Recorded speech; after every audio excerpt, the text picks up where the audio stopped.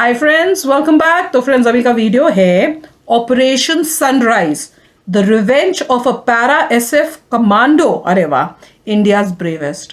बहुत अच्छे हैं, बहुत अच्छे बनाते हैं, बहुत अच्छा करते हैं। Next सिर्फ ये है कि काफी ज्यादा लोग देखने नहीं आ रहे हमारे चैनल पे। हाँ, मेरे को यही है कि मुझे समझ नहीं आता कि हमारे चैनल पे ज्यादा देखने क्यों नहीं आ रहे, क्योंकि इनके वीडियोस आर ब्यूटीफुल वीडियोस, पता बहुत अच्छा बनाते हैं, बहुत अच्छी स्टोरी टेलिंग करते हैं, फिर भी लोग कमाते हैं। आई डोंट नो, और बट इतने अच्छे टॉपिक्स पे कि आपको कुछ अच्छा सीखने को मिलता है। इसलिए हम इस बार भी ट्राई करेंगे, फिर देखेंगे क्या होता है। ठीक है, तो चलो वीडियो शुरू करते हैं। वीडियो शुरू करने से पहले अगर आप चैनल पर नए हो और आपने अभी तक सब्सक्राइब नहीं किया तो जल्दी से पहले सब्सक्राइब के बटन और बेल आइकन को क्लिक कर लो, ताकि आपको हमारे सारे न्यू वीडियोस के नोटिफिकेशन मिल जाए जैसे हम अपलोड करें। अगर आपको वीडियो पसंद आता है प्लीज लाइक एंड शेयर। चलिए शुरू करते हैं। नमस्कार, जय मां भारती। दोस्तों, अगर आपको ये कंटेंट पसंद आ रहा है तो वीडियोस को लाइक कीजिए, शेयर कीजिए और चैनल को हमें तो बहुत सब्सक्राइब अच्छा जरूर लगता है। कीजिएगा। सब्सक्राइब करने के बाद बेल आइकन भी जरूर दबाइएगा, जिससे कि आपको भविष्य में आने वाले एपिसोड्स का नोटिफिकेशन मिल सके।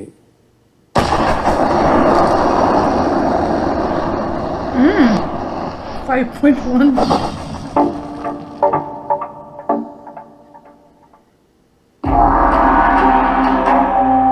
extensive research in which several books, news articles, interviews। अच्छा, मुझे लगता है हम पूछते थे तो उन्होंने बताया कि मैं जून की इस गर्म दोपहर नई दिल्ली के पालम एयरबेस पर आज सामान्य से कहीं ज्यादा हलचल हो रही थी।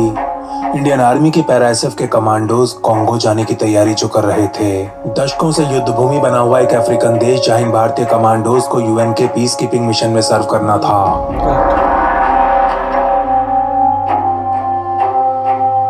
कॉन्गो में चल रहे दुनिया के सबसे महंगे पीस कीपिंग मिशन में लगभग 1/4 ट्रूप्स भारत से आते हैं और इसी परंपरा को आगे बढ़ाते हुए पैराशूट रेजिमेंट के 100 भारतीय कमांडोज आज कॉन्गो के नॉर्थ किवू प्रोविंस के लिए उड़ान भरने वाले हैं। खनिज और धातुओं से संपन्न कॉन्गो का एक ऐसा इलाका जहां गृह युद्ध के चलते नदियों में बहने वाला पानी भी लाल हो चुका था।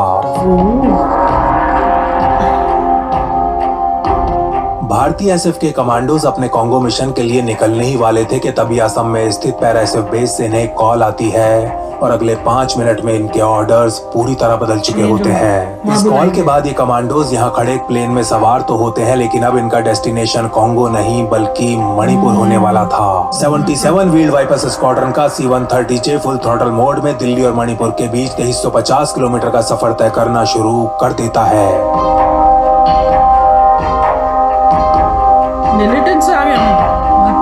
केवल 5 मिनट में सब कुछ बदल गया था। थोड़ी देर पहले तक हंसी मजाक कर रहे इन कमांडोज की आंखों में अब खून और सांसों में लावा उतर आया था। उस फोन कॉल से मिली जानकारी के अनुसार आज सुबह एक अलगाववादी हमले में डोगरा रेजिमेंट के 18 फौजी वीर गति को प्राप्त हो गए थे।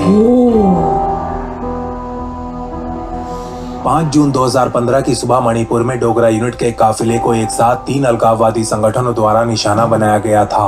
भारतीय फौजियों के ऊपर अंधाधुंध गोलियां बरसाने के बाद ये बागी बॉर्डर क्रॉस कर म्यांमार के घने जंगलों में घुस गए थे और ऐसा पहली बार नहीं हुआ था। भारतीय ट्रूप्स के ऊपर अटैक करने के बाद म्यांमार के अंदर जाकर छिपना इन आतंकियों के लिए एक रूटीन सा बन गया था, लेकिन इस बार इनसे एक बहुत बड़ी भूल हो गई थी। ये भूल गए थे कि 2015 का ये भारत एक नया भारत है। मोदी जी मजा है। इन्हें जरा सा भी अंदाजा नहीं था कि इस बार इंडियन आर्मी उस हाईवे पर बहाए गए खून के एक एक कतरे का गिन गिन के हिसाब लेगी।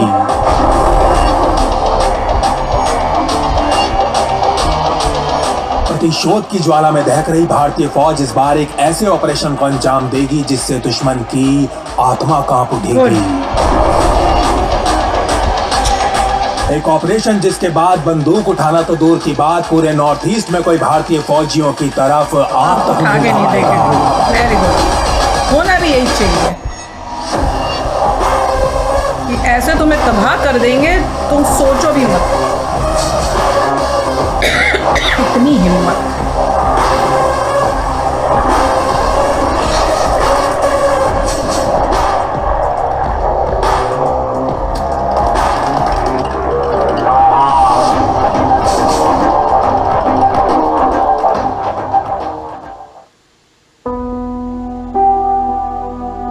मणिपुर स्थित अपने बेस पर बैठे 35 वर्षीय लेफ्टिनेंट कर्नल ऑस्कर डेल्टा एक क्षण के लिए भी अपनी आंखें बंद नहीं कर पा रहे थे। जैसे ही वो ऐसा करने की कोशिश करते उनके कानों में वही 3 शब्द बार बार गूंजने लगते, वो 3 शब्द जो थोड़ी देर पहले उन्हें अपने रेडियो पर सुनाई दिए थे। 18 फौजी शहीद, 18 फौजी शहीद।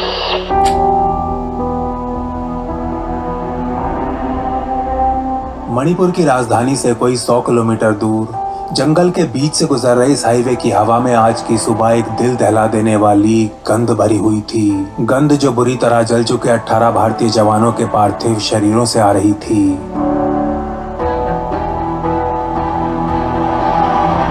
डोगरा रेजिमेंट के फौजी एक ऑपरेशनल ड्यूटी पूरी कर वापस अपने बेस को लौट रहे थे और ठीक इसी समय चंदेल जिले के इस हाईवे पर हथियारबंद अलगाववादी घात लगाकर बैठे हुए थे। सुबह के ठीक 8:30 बजे एम्बुश लोकेशन पर पहुंचते ही डोगरा काफिले में शामिल ट्रक्स के ऊपर एक सरप्राइज अटैक कर दिया जाता है। अटैक जो बहुत ज्यादा तीव्र होने के साथ साथ अत्यंत क्रूर भी था। घटना के बाद इकट्ठा की गई जानकारी के अनुसार इस निर्मम अटैक के पीछे राज्य में सक्रिय 3 अलगाववादी संगठनों का हाथ था। संगठन जिनके नाम थे NSCNK, KCP और KYKL। इन संगठनों द्वारा जिस डोगरा यूनिट को निशाना बनाया गया था वो मणिपुर में अपना 3 वर्षीय कार्यकाल पूरा कर चुकी थी और अटैक के समय इस यूनिट का हर जवान अपने परिवार से मिलने के लिए एक एक दिन गिन कर काट रहा था।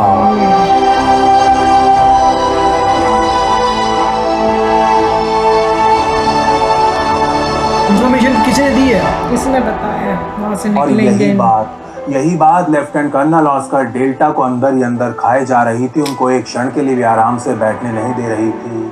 अपने पूरे फौजी करियर में उन्होंने अलगाववादियों द्वारा किया गया इतने बड़े स्तर का अटैक पहले कभी नहीं देखा था। लेफ्टिनेंट कर्नल ऑस्कर डेल्टा एक पैराएसएफ यूनिट के सेकंड इन कमांड थे और इस हमले के लिए जिम्मेदार अलगाववादी संगठन उन्हें बहुत अच्छे से जानते थे।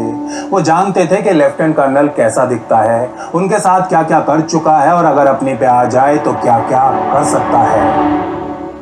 आर्मी ज्वाइन करे लेफ्टिनेंट कर्नल डेल्टा को 15 साल हो चुके थे और इसमें से ज्यादातर समय उन्होंने नॉर्थ ईस्ट के पहाड़ी जंगलों में उग्रवादियों का शिकार करते हुए बिताया था। लाइन ऑफ ड्यूटी में असामान्य साहस का परिचय देने के लिए उनकी छाती पर अनेकों मेडल सजे हुए थे, जिनमें से एक शौर्य चक्र भी था जो उन्हें 2004 में अद्वितीय वीरता का प्रदर्शन करने के लिए दिया गया था। मणिपुर अटैक से ठीक 10 साल पहले उस समय कैप्टन रहे ऑस्कर डेल्टा की कमांड में पोस्टेड एक युवा फौजी, एक रंगरूट जो उनको बहुत प्यारा था, उनके दिल के बहुत करीब था, अलगाववादियों के हाथों वीर गति को प्राप्त हो गया था। ऑस्कर डेल्टा इस घटना से इतने ज्यादा आहत हुए थे कि उन्होंने 24 घंटों के अंदर अंदर अपने फौजी की मृत्यु का बदला लेने की प्रतिज्ञा कर डाली थी। बस फिर क्या था, वो क्रैक कमांडोज की एक टीम बनाते हैं और 24 घंटे पूरे होने से बहुत पहले ही इस हमले के लिए जिम्मेदार 11 में से 8 अलगाववादियों को एक एक करके ऊपर भेज देते हैं। यही कारण था कि लेफ्टिनेंट कर्नल ऑस्कर डेल्टा अलगाववादियों की मोस्ट वांटेड सूची में सबसे ऊपर चल रहे थे। मणिपुर में एक्टिव PLA और UNLF जैसे संगठनों ने तो उनके ऊपर जिंदा या मुर्दा इनाम भी घोषित किया हुआ था, लेकिन इसके बावजूद भी अपने कंधे पर राइफल टांगे भारतीय फौज का ये कमांडो नॉर्थ ईस्ट की सड़कों के ऊपर बिल्कुल अकेले पेट्रोलिंग किया करता था।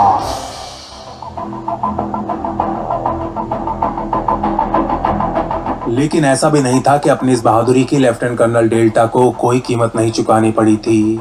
उनके ऊपर घोषित इनाम के चलते उन्हें अपने परिवार से दूर रहना पड़ रहा था। 10 साल पहले उनके परिवार को एक क्लासिफाइड लोकेशन पर शिफ्ट कर दिया गया था और तब से लेकर आज तक उनका पुश्तैनी घर बंद पड़ा हुआ था। लेफ्टिनेंट कर्नल ऑस्कर डेल्टा जानते थे कि मणिपुर अटैक की जवाबी कार्रवाई के लिए उनसे संपर्क अवश्य किया जाएगा, क्योंकि बात जब नॉर्थ ईस्ट में अलगाववादियों को ढूंढने की आती थी तो उनकी पैराएसएफ यूनिट का कोई सानी नहीं था। इसीलिए पूरी तैयारी के साथ वो ऊपर से ऑर्डर्स आने का इंतजार करने लगते हैं और जल्द ही वो ऑर्डर्स आ भी जाते हैं। कुछ बड़ा होने वाला है, तैयार रहिए, आर्मी चीफ आ रहे हैं। उधर नई दिल्ली में प्रधानमंत्री नरेंद्र मोदी अपने बांग्लादेश दौरे पर जाने की तैयारी कर रहे थे। NS से अजीत डोवल को भी उनके साथ जाना था, लेकिन ऐन मौके पर वो अपना प्लान कैंसिल कर देते हैं। Army chief general Dalbir Singh को यूके के दौरे पर निकलना था, लेकिन वो भी अपना ये टूर पोस्टपोन कर चुके थे। साफ था कि कुछ बड़ा नहीं बल्कि बहुत बड़ा होने वाला है।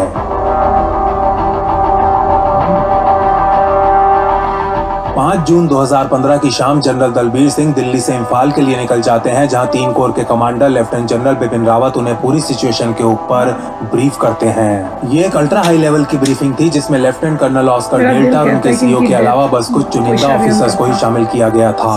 Lieutenant general Rawat army chief को बताते हैं कि मणिपुर के हमलावर बॉर्डर क्रॉस कर चुके हैं और इस समय विदेशी धरती पर छिपे हुए हैं, लेकिन उनके भारतीय कमांडोज की पहुंच से दूर नहीं है। ये कहते हुए लेफ्टिनेंट जनरल रावत एक बोर्ड पर लगे मैप के ऊपर घुसपैठियों के कैंप्स की लोकेशंस को मार्क कर देते हैं। एक मैप जो मणिपुर, नागालैंड और म्यांमार के इलाके दर्शा रहा था। कोर कमांडर रावत से शुरुआती प्लान सुनने के बाद आर्मी चीफ दलबीर सिंह यहाँ मौजूद ऑफिसर से कहते हैं, जेंटलमैन, हमारे इस ऑपरेशन को खुद पीएम ने अप्रूव किया है और रक्षा मंत्री से व्यक्तिगत रूप से सुपरवाइज करेंगे। इस बार हमारे पास सरकार की फुल सपोर्ट और फुल बैकिंग है। ये सुनते ही लेफ्टिनेंट कर्नल डेल्टा के चेहरे पर एक मुस्कान सी आ जाती है और ये टॉप सीक्रेट मीटिंग खत्म होते होते साफ हो जाता है कि अगले 72 घंटों के भीतर उनके अंदर दहक रही प्रतिशोध की ज्वाला शांत हो जाएगी।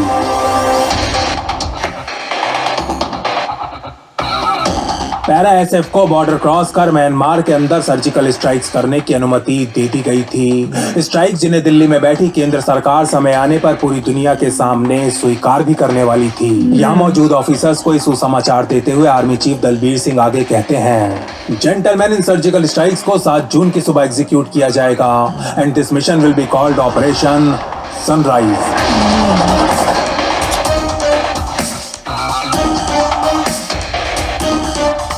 इस ऑपरेशन के तहत पैरा एसएफ के कमांडोज म्यांमार के अंदर 2 मुखी धावा बोलने वाले थे। नागालैंड और मणिपुर से पैरा एसएफ की 2 टीम्स को म्यांमार के जंगलों में घुस वहां मौजूद अलगाववादी और उनके कैंप्स का संपूर्ण विनाश करना था। मैक्सिमम डैमेज के लिए लेफ्टिनेंट कर्नल डेल्टा के स्क्वाड को उन कैंप्स को हिट करना था जहां अलगाववादी सबसे ज्यादा संख्या में छिपे हुए थे।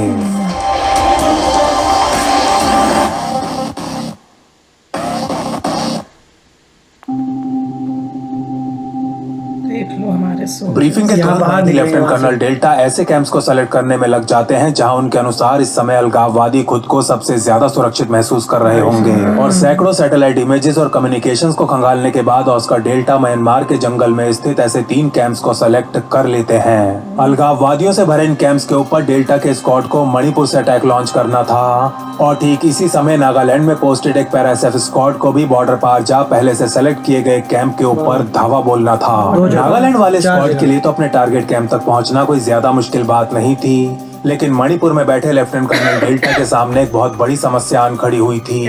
समस्या जिसका नाम था दूरी।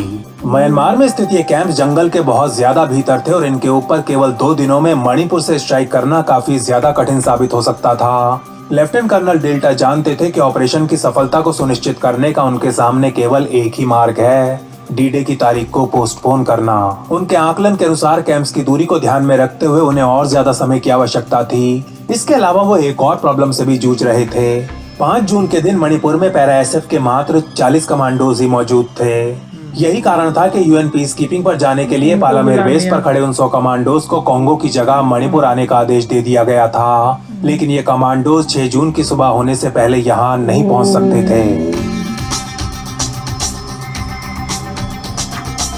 इस मिशन को स्मूथली मैनेज करने के लिए कोर कमांडर बिपिन रावत अपने हेडक्वार्टर्स को नागालैंड के दीमापुर से इंफाल शिफ्ट करवा लेते हैं। इस समय तक lieutenant general Rawat Indian army में एक लेजेंड का दर्जा प्राप्त कर चुके थे और एक लेजेंड को अपने बीच देख कमांडोज का मनोबल काफी ऊपर चला गया था।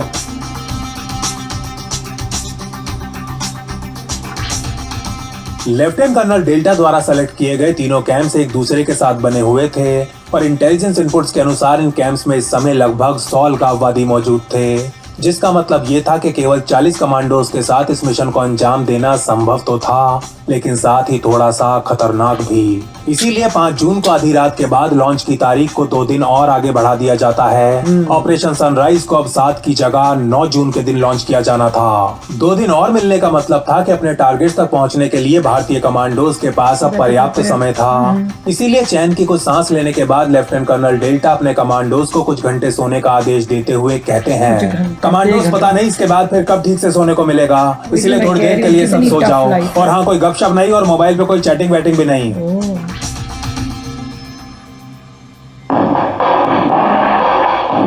देश का दुश्मन, कंट्री का अगले दिन सूर्योदय से पहले कुछ शॉर्ट ब्रीफिंग्स के बाद पैराएसएफ के कमांडोज अपने मिशन पर निकलने के लिए गियर अप करना शुरू कर देते हैं।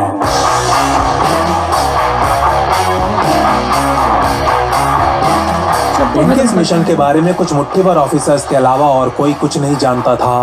स्ट्राइक्स कब होनी है, कहाँ होनी है, मणिपुर और नागालैंड से टीम सीमा तक कैसे पहुंचेंगी, इस प्रकार की डिटेल्स ऑपरेशन की प्लानिंग में शामिल कमांडर्स एनएसएस अजीत डोवल और रक्षा मंत्री मनोहर पारिकर के अलावा किसी के पास नहीं थी।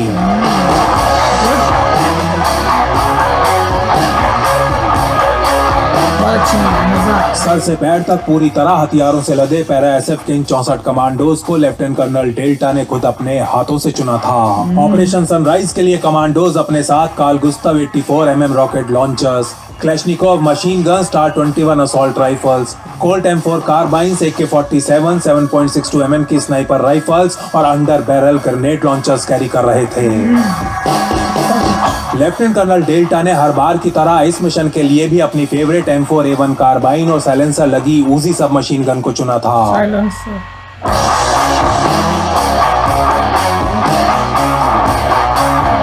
प्लान के अनुसार पैराएसएफ के योद्धाओं को बॉर्डर पर स्थित पहले से निर्धारित एक लोकेशन पर पहुंचने के बाद वहां से म्यांमार के अंदर इन्फिल्ट्रेट करना था। कमांडोज के मूवमेंट को जितना हो सके उतना गुप्त रखा जाना था, क्योंकि इस मिशन की सफलता पूरी तरह एलिमेंट ऑफ सरप्राइज पर निर्भर करती थी। इस ऑपरेशन में अलगाववादियों को खतरे की जरा सी भी भनक लगने का केवल एक ही मतलब था, मिशन फेल्ड।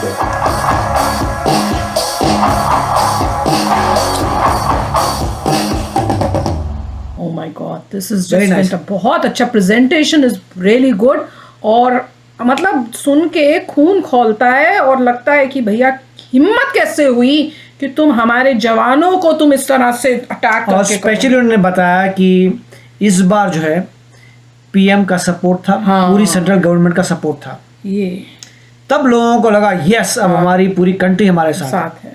देखो दैट इज द की कि ऑपरेशन हो रहा है और इंडिया रेडी भी था रिस्पॉन्सिबिलिटी लेने के लिए कि हम ऐसा नहीं था कि चुपके से जाके करना है, नहीं, जाओ तुम काम करो और गवर्नमेंट रिस्पॉन्सिबिलिटी लेगी, क्योंकि तुमने ये किया था उसका हमने ये रिस्पॉन्स दिया है। आर्मी में भी मोटिवेशन और होता है, प्राउड फील होता है कि तुम्हारी कंट्री में आके करके गए ऑपरेशन। बिल्कुल, और करेंगे, अब करके देखो, तुमको बताते हैं। उनको यही पता, जिससे मैसेज पता लग जाएगा कि चाहे तुम कहीं पर भी हो, तुम्हारी कंट्री में आएंगे, तुम्हें मार के जाएंगे, होगा स्ट्राइक्स तुम्हारे अगर तुमने ऐसे कुछ कार्य किए कि हमारी कंट्री में किए। बिल्कुल करेक्ट में बहुत आ रहा है। अब देखते हैं और सक्सेसफुल होंगे और इससे उनको पता चलेगा भैया हमारे कंट्री के को ना आंख उठा के देखने की भी हिम्मत मत करो। पर उससे मुझे पता है बाबा गुस्सा इसी बात का आ रहा था कि जिन कंट्रीज जो हमारी दुश्मन है वो उनको आप भाई भाई करके जो करते हो वो नहीं करो, जब तक हमारे सोल्जर्स के साथ ये हो रहा है। बुरे एलिमेंट्स हैं वो कार्य कर रहे हैं, बुरा भाग रहे हैं उन कंट्रीज में, उन कंट्रीज में उनके खिलाफ कोई कुछ करता नहीं है। इस केस में तो वो वहाँ भाग रहे हो, वहाँ कुछ नहीं हो रहा। कई जगह से तो कंट्रीज वो भेज रही हैं भैया कि तुम ये करो। भेजने वाला अलग लेवल का है, और ये मगर अगर बुरे लोग जो है वहाँ आराम से रह सकते हैं, जिसे कहते हैं कि हेवन्स हैं वो, तो प्रॉब्लम है। हाँ, तो वो भी एक्सेप्टेबल नहीं है हमें। पर this is fantastic, safe haven जो है उसकी प्रॉब्लम है। बिल्कुल, पर दिस इज फैंटास्टिक। अब देखो, अब उनकी धुलाई होएगी, सब मरेंगे। तो चलो चलते, मिलेंगे नेक्स्ट वीडियो में बहुत ही जल्द। Till then take care and bye bye. तो अगर आप मेरे इस चैनल पे नए हो तो जल्दी से सब्सक्राइब के बटन को हिट करो और बेल आइकन को क्लिक करो, ताकि आपको मेरा जब नया वीडियो मैं लगाऊं आपको उसके बारे में जल्दी से पता चल जाए।